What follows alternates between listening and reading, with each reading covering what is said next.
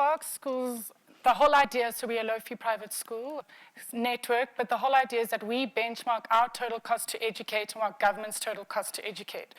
We are in dire straits in terms of education. It feeds all the way into tertiary education, into the job market, where it's really hard to recruit for the skill sets that you want. We're at Spark, we're really trying to lift and change everything. It's not about throwing more money at the problem, it's about re-looking the system, redoing the system.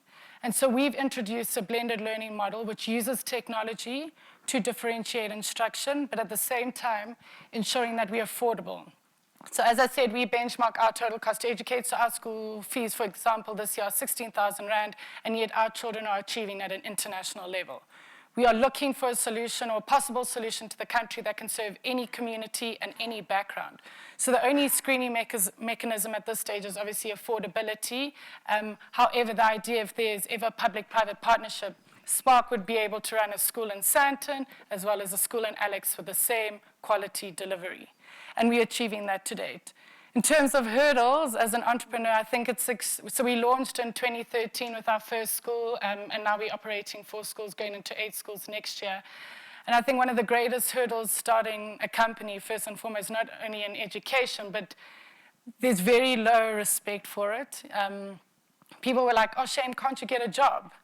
And like, what's going on? Oh, sweet, are you doing this full time? So we encourage entrepreneurship. We want entrepreneurship in the country, but no one really respects it or embraces it. Everyone wants to work with a nice, fancy brand behind your name in the big corporates. Huge challenge in raising funding. We're very risk averse as well. Everyone wants this proven model before anyone's going to back it. But the reality is I think a lot of great ideas are being lost because no one's willing just to back early stage investment. I think entrepreneurship, the journey is about getting over the hurdles. So, I mean, it's always nicer to say, oh, it would have been wonderful to have the money earlier, or it would have been great if we had more support, if we had people that wanted to work for us early stage.